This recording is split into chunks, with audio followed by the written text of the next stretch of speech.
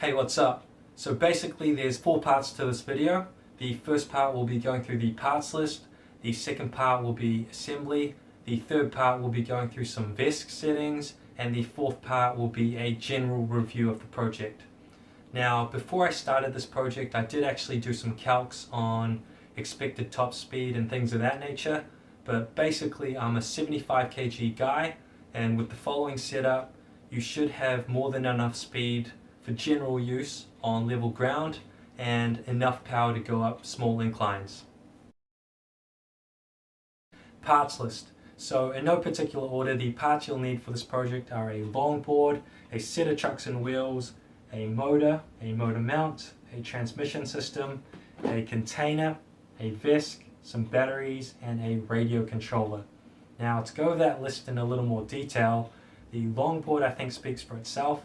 I mean, you could use a regular skateboard, but personally I think this looks and works a lot better with a longboard. In terms of the motor mount, the transmission system, the trucks and the wheels, because they're really one unit, I'm going to group them together. And if you look at it as an isolated system, the motor mount fixes the motor to the back set of trucks.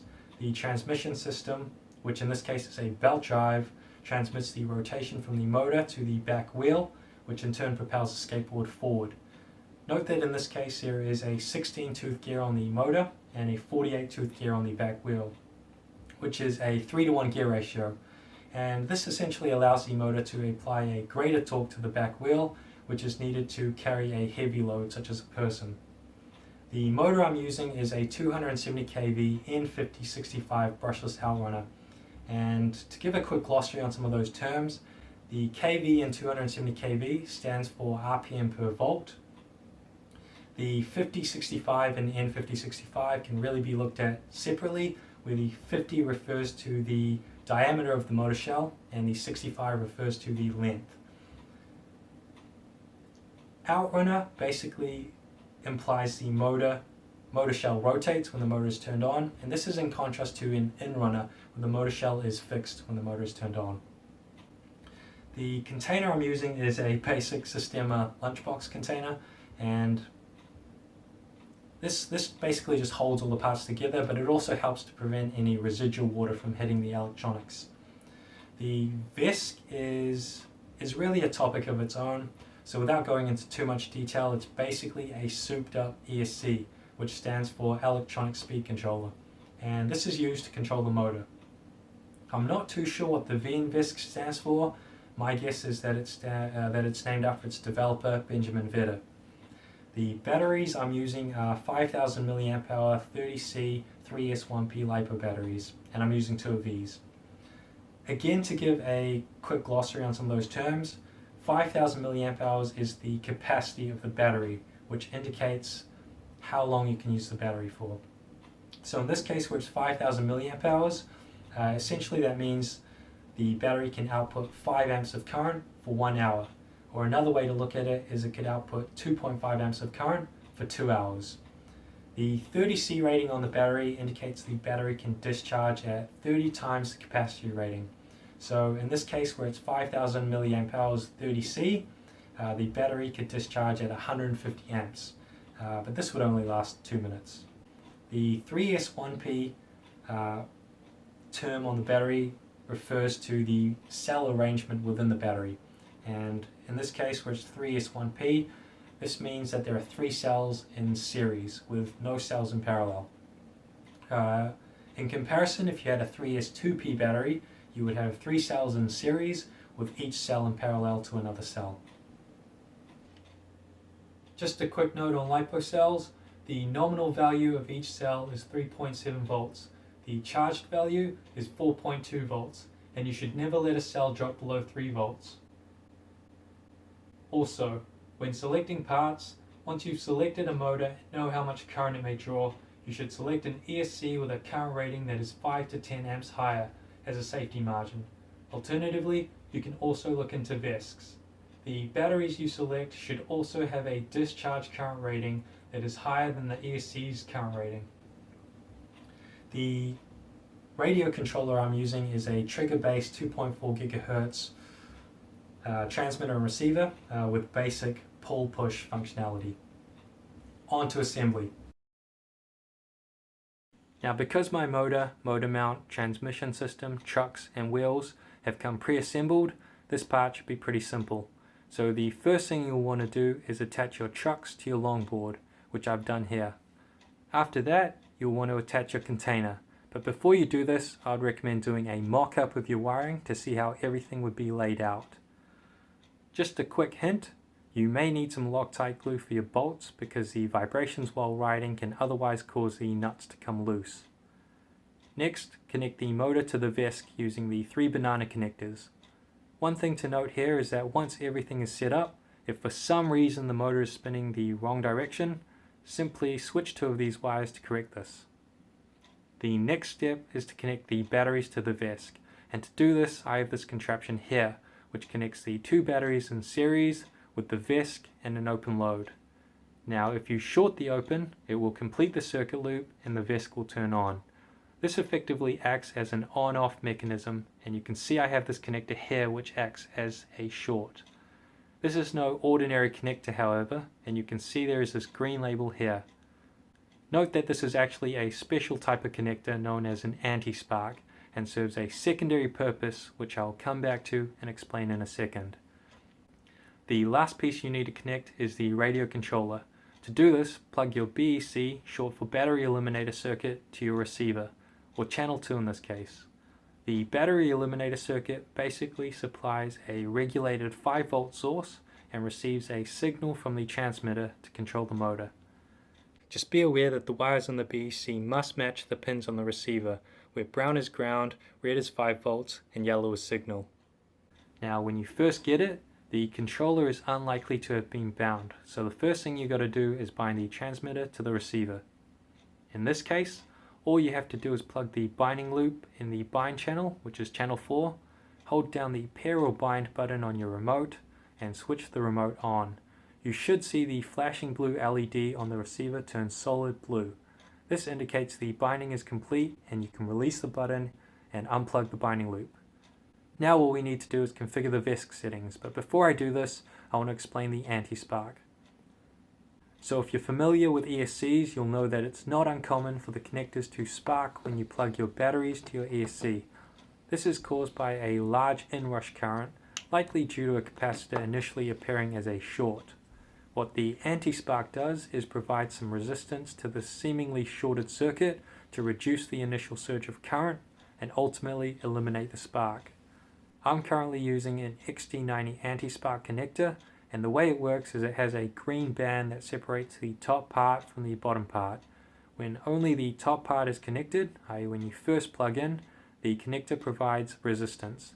But when the bottom part is connected, i.e. the connector is fully plugged in, this resistance is bypassed, which ultimately prevents any waste of energy beyond the initial spark period.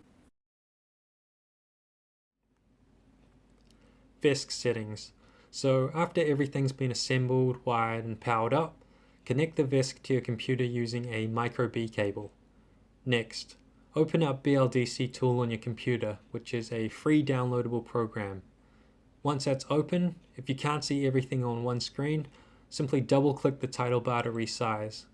Now there are actually a lot of tabs and pages with cool little features on here, and I recommend spending some time looking around. But for this video, I will only be focusing on the most basic features to get you going. On your right, you should see Vesc USB modem 301 under serial connection. If you don't, set this value, then click connect. It should briefly display your Vesc firmware version and then say connected on the bottom right. Next, on the motor configuration motor page, click read configuration to read the Vesc limits. After these have been read, we can modify some of the values. Now it should be mentioned that some of the values you input will vary depending on whether you're using 2 motors and 2 Vescs or 1 motor and 1 Vesc. To keep this video short, I'm only going to be focusing on my setup, which is 1 motor and 1 Vesc. Now I've actually configured my Vesc already, so I'm simply going to go through the values you'll want to change and what they mean. The first section you'll want to go through is the current limit section. Motor max is the max current you want your motor to draw, and you should refer to the motor specs for this. Motor min is the low speed braking current and is how much current you want inside the motor when using regenerative braking. Note a higher magnitude here would increase the braking force and a lower magnitude would reduce the braking force. Also note, regenerative braking is basically just a way to charge your batteries while braking. Battery max is the max current you want to draw from your batteries, and you should refer to your battery specs for this. Battery min is the high speed regen current, and this should be set to a value that is safe for your batteries to charge.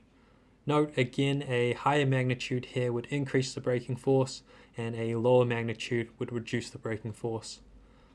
Absolute max is basically there in case something goes wrong, and you can leave it at the default value, but I've chosen to lower mine. It should be noted here that some of my values are a little conservative, but that's just preference. The second section you want to go through is the voltage limits section. Minimum input voltage and maximum input voltage are the limits you want the Vesc to run at, and while the minimum input voltage can be left as default, you should change the maximum voltage to 4.2 times the number of cells you're using. Battery cutoff start and end indicate when to start reducing current draw and when to end current draw. As mentioned previously, a LiPo cell should never drop below 3 volts. So to be safe, I'm using 3.3 times the number of cells for the cutoff start and 3.1 times the number of cells for the cutoff end. Once you've done all this, click Write Configuration. Next, you'll want to do a motor detection. To do this, go to the Motor Configuration BLDC page, and under the Detect Parameters section, click Start Detection. Once the detection has completed successfully, click Apply, and follow this up by clicking Write Configuration. After this, you'll want to optimize the motor startup. So for this, go to the Motor Configuration Advanced page. You'll see under the Current Control section Startup Boost.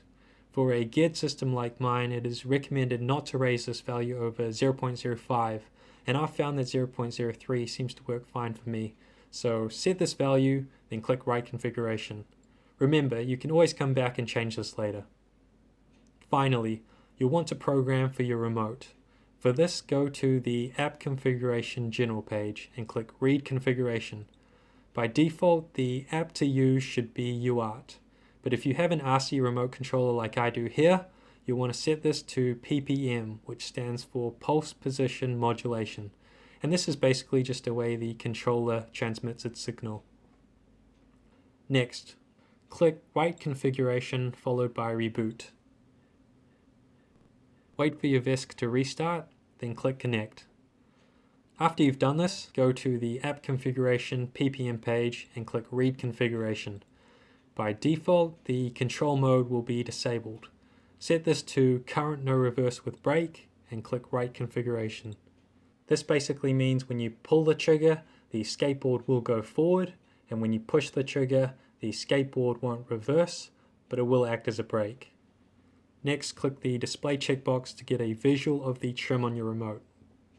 Throttle trim is basically used to make sure the motor doesn't move when in neutral. So if the display is not centered, pull your controller trigger to its maximum to get the max pulse width, and push the trigger to its maximum to get the min pulse width.